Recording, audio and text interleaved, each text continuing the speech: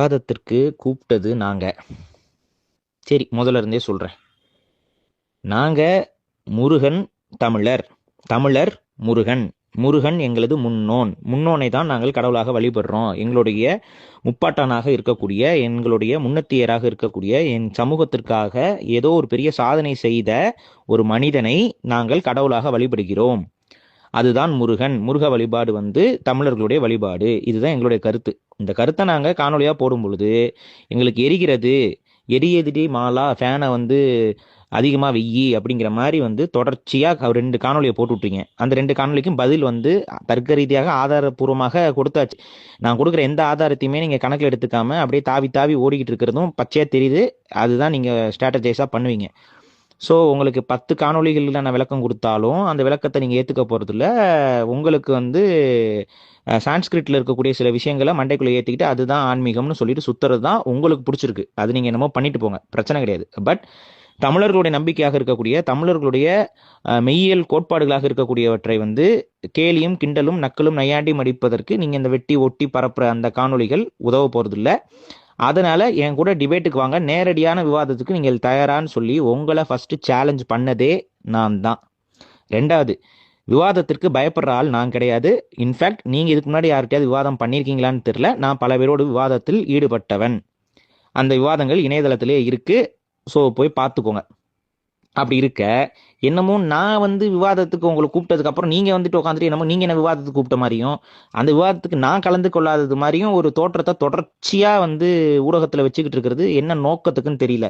உண்மையிலேயே உங்களுக்கு என் கூட விவாதிப்பதற்கு உங்களுக்கு தயக்கமோ இல்ல அச்சமோ இல்ல பயமோ இல்ல எங்கடா போய் சிக்கிட்டோமே சதறிப்போமோ அப்படிங்கிற மாதிரியான ஏதாவது ஒரு ஒரு ஒரு விஷயம் இருந்துச்சு அப்படின்னா ஒன்றும் கவலைப்படாதீங்க.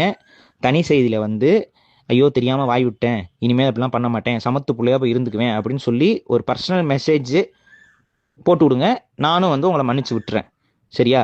அப்படிலாம் இல்லை, விவாதத்துக்கு நான் தயார் அப்படின்னா விவாதத்துக்கு கூப்பிட்டது கூப்பிட்ட நான் இடத்த சொல்லாம நீங்க என்ன போயிட்டு அவசர அவசரமா போயிட்டு நான் விவாதம் செய்தா பேசு தமிழா பேசு சேனல்ல தான் நான் விவாதம் செய்வேன். எதுக்குது? ஏன் பேசு தமிழா பேசு சேனல்ல ஏதாவது விவாதம் செய்யணுமா? அந்த பேசு தமிழா பேசு சேனலை ஏன் நாங்கள் அவாய்ட் பண்றோம்னா, ஒன்று, அவங்க முழுக்க முழுக்க உங்களுடைய கருத்தியல் கொண்டவர்கள். அது முழுமையாக அவர்கள் ஒரு இந்துத்துவ சிந்தனை கொண்ட ஒரு ஊடகம். அதை யாருக்கும் மாற்று கருத்தே இருக்கிறதுக்கு வாய்ப்பு இல்லை. அவங்க ஒரு காலத்துல தமிழ் தேசியம் பேசினாங்க, ஆனா அதுக்கப்புறம் பேசல. அவங்க தமிழ் தேசியம் பேசிய காலத்துல அவங்களுக்கு நான் பேட்டி கொடுத்துருக்கேன். அதுக்கப்புறம் கொஞ்சம் கொஞ்சமா அவங்களே எனக்கு கூப்பிடுறதுல நானும் அங்கே போறதில்ல. ஸோ அது அப்படியே நின்றுச்சு. சரி, இப்போ அந்த பேசு தமிழா பேசு சேனலை நாங்கள் அவாய்ட் பண்ணுறதுக்கான காரணங்கள் ஒரு சில இருக்கு. ஒன்று, எங்களுக்கு உங்களை போன்ற இல்லை உங்களுடைய அரசியலை பேசக்கூடிய இந்த இந்துத்துவ அரசியல்வாதிகள் மீது அவங்க என்ன மாதிரியான செயல்பாடு கொண்டவர்கள்னு எனக்கு நல்லாவே தெரியும். ஒரு விவாதத்தை விவாதமாக கொண்டு போவதற்கு அவர்களுக்கு தெரியாது. விவாத அரங்குகளை சச்சரவு பண்ணுறது, விவாதத்துக்குள்ளே மூக்க நுழைக்கிறது, பார்வையாளர்களாக உட்காந்துக்கிட்டு ஆட்டம் போடுறது, கருத்தை சொல்லும்போது ஐயோ புண்பட்டுட்டேன்னு சொல்லிட்டு தீ குளிக்கிறது, இந்த மாதிரி வேலை எல்லாத்தையும் நீங்கள் பண்ணுவீங்க. ஸோ அந்த விவாத இடக்கம் நடக்கக்கூடிய இடம் என்பது யாருக்கும் தெரியாமல் இருக்கிறது தான் உங்களுக்கு நல்லது, எனக்கும் நல்லது. ஸோ அந்த விவாத அரங்கில் யார் வராங்க, யார் யார் இருக்க போகிறாங்கங்கிறத உங்கள் தரப்பும் என் தரப்பும் தான் முடிவு பண்ணிக்கணுமே ஒழிய அது ஒரு பொது ஈவெண்ட்டாக நம்ம வச்சு பண்ண முடியாது. பொது ஈவெண்ட் மாதிரி அந்த இடத்த நேரத்தை இங்கே நடக்க போது இந்த நேரத்துக்கு இவங்க 2 பேர் விவாதம் பண்ண போகிறாங்க அப்படிங்கிற மாதிரியான தகவல்களை வெளியில் விட்டுக்கிட்டு இருந்தா அது விவாதத்திற்கான ஒரு அமைப்பை, ஒரு சாதகமான அமைப்பை அது ஒருபோதும் ஏற்படுத்த போகிறதில்ல. உங்களுக்கே தெரியும். சரி, ஃபார் எக்ஸாம்பிள் நான் சொல்கிறேன். நான் ஒரு பப்ளிக் பிளேஸு இந்த நேரத்தில் விக்னேஷ் வராப்ல அப்படின்னு சொல்லிட்டு உங்களை நாங்கள் வர வச்சுட்டு அதுக்கப்புறம் ஏன் சப்போர்ட்டர் உங்களை ஏதாவது பிரச்சனை பண்ணால் யார் அதுக்கு பொறுப்பு?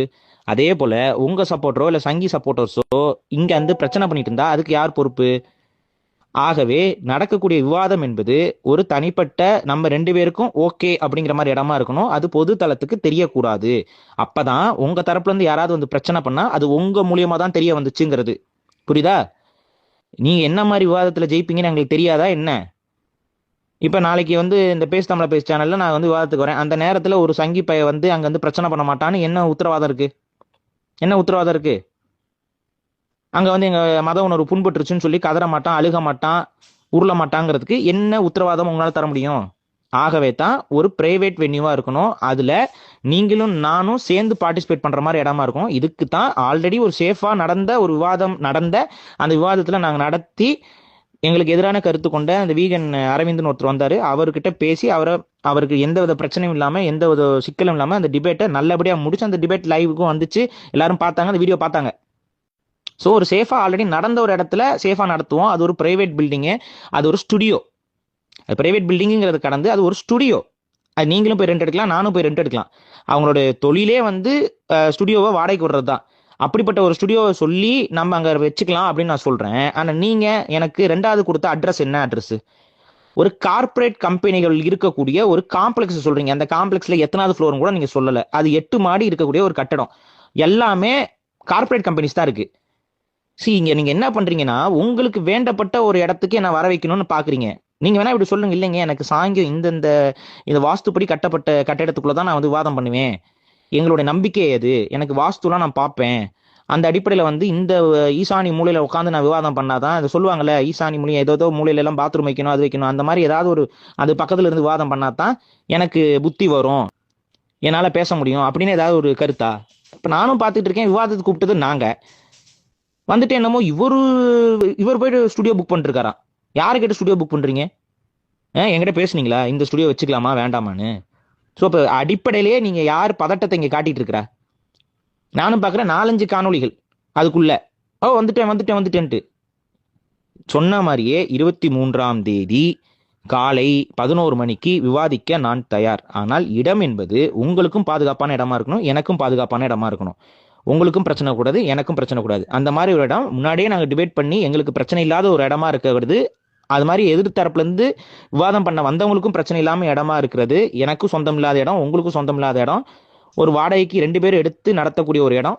ஓகே அப்படின்னு சொல்லி நாங்கள் வந்து முடிவு பண்ணி உங்ககிட்ட அட்ரஸ் அனுப்புனா நீங்கள் என்ன சொல்கிறீங்க? உங்கள் கம்ஃபர்ட் ஜோனை விட்டு நீங்கள் வரமாட்டீங்களா?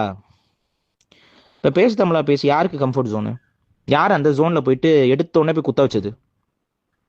உண்மையாகவே டிபேட் பண்ணுறதுக்கு உங்களுக்கு திராணி இருந்துச்சுன்னா சொன்ன இடத்துல வந்து நின்று டிபேட் பண்ணுங்க. உங்களுடைய பாதுகாப்புக்கு நான் கேரண்டி. இவ்வளோதான் என்னால் சொல்ல முடியும். சும்மா வந்துட்டு இங்கே வா அங்கே வான்னு இந்த மாதிரி அலக்கழிச்சுக்கிட்டு இந்த மாதிரி விளாண்டுக்கிட்டு இருக்க போக்கெல்லாம் வேண்டாம். உண்மையாகவே விவாதிக்கிறதுக்கு திராணி இருந்துச்சுன்னா சொன்ன இடத்துல வந்து விவாதிங்க. அந்த இடத்துல அது விவாதத்துக்கானது. நீங்களும் பணம் கட்டணும், நானும் பணம் கட்டணும். 2 பேர் சேர்ந்து கட்டித்தான் அந்த இடத்துல வந்து விவாதம் செய்கிறதுக்கு முடியும். இந்த இடத்துல நான் காத்துக்கிட்டு இருப்பேன், வந்துருங்க, விவாதிப்போம். முருகன் வந்து தமிழ் கடவுள்னு நான் சொல்கிறேன். இல்லை முருகன் வந்து இந்த புராணத்தில் சொல்கிற கதைகளின் அடிப்படையில் தான் நான் ஏற்றுக்குவேன் அப்படின்னா வாங்க, அதை தான் நம்ம விவாதிக்க போகிறோம். ஸோ அந்த விவாதத்துக்கு நான் எப்பவும் தயாராகத்தான் இருக்கிறேன். எந்த இடம்னாலும் எனக்கு ஓகே. பட் உங்கள் பாதுகாப்பு என் பாதுகாப்பு 2 பேர் பாதுகாப்பையும் மனசில் வச்சு தான் இதை செய்கிறேன். ஏன்னா நாளை பின்ன விவாதத்தில் ஜெயிக்க முடியாமல் சில அல்லக்கைகள் என்ன பண்ணுவாங்கன்னா, அடியாளுகள் எல்லாம் வச்சுக்கிட்டு வந்துட்டு ரகலை பண்ணி அந்த விவாதத்தை களைச்சு விட பார்ப்பானுங்க. சரியா? அந்த மாதிரி பிளான் போடுறவன் தான் முன்னாடியே இந்த அட்ரஸ்லாம் வந்து பிளான் பண்ணி வச்சுக்கிட்டு இருப்பான். நாங்கள் தொடர்ச்சியாக நடக்கக்கூடிய விவாதத்திற்குன்னு ஒரு ப்ரைவேட் ஸ்பேஸை நான் சொல்கிறேன். அங்கே வாங்க, நம்ம விவாதம் நடத்துவோம். சும்மா அந்த அப்படியே தட்டி கழிச்சு எஸ்கேப் ஆகிற வேலையை விட்டுருங்க. எஸ்கேப் ஆக போகிறது நீங்கள் தான். அதுக்கு தான் நீங்கள் வந்து பிளான் பண்ணிக்கிட்டு ஒவ்வொன்றா மாற்றிக்கிட்டு இருக்கீங்க. ஃபோன் நம்பர் கேட்டதுக்கே நீங்கள் எவ்வளோ மணி நேரம் கழிச்சு கொடுத்தீங்கிறதும் ஸ்க்ரீன்ஷாட் என்கிட்ட இருக்குது. ஏன் அவ்வளோ தயக்கம்? ஃபோன் நம்பர் கொடுக்குறதுக்கு என்ன அவ்வளோ தயக்கம்? கேட்டு பல மணி நேரம் கழிச்சு ஒரு ஃபோன் நம்பர் அனுப்புறீங்க. அதுவும் நான் திரும்ப கேட்டதுக்கப்புறம் ஸ்க்ரீன்ஷாட்டை வந்து எங்களுக்கும் போட முடியும். அதே போல் நீங்கள் அனுப்பிச்சிருக்கக்கூடிய அந்த அட்ரஸோடைய ஸ்க்ரீன்ஷாட்டை கூட நான் எடுத்து காமிச்சு இது என்ன பில்டிங்குன்னு கேட்க முடியும். அந்த பில்டிங்கில் எங்கே முதல்ல ஸ்டுடியோ இருக்குது? அந்த பில்டிங்கில் எங்கே ஸ்டுடியோ இருக்குது? முழுக்க கார்பரேட் ஆஃபீஸு. அப்போ யாரோ உங்களுக்கு வேண்டப்பட்டவருடைய நிறுவனங்கள் இருக்கக்கூடிய இடம். நாளை பின்ன நாங்கள் வந்து விவாதத்துக்கு அங்கே வந்தால் நாங்கள் கூப்பிடவே இல்லை, இவங்களாம் நீங்கள் பிரச்சனை பண்ணாங்கன்னு சொல்லி ஏதாவது ஒரு உள்டா இந்த கபட நாடகங்கள் பண்ணி நீங்கள் உருட்டி விட்டு போகலான்னு பிளான் பண்ணுறீங்க. அதுக்கெல்லாம் இடம் கொடுக்க முடியாது. ஒரு ஸ்டுடியோவாக இருக்கணும். அது பக்கசார்பற்ற ஸ்டுடியோவாக இருக்கணும்.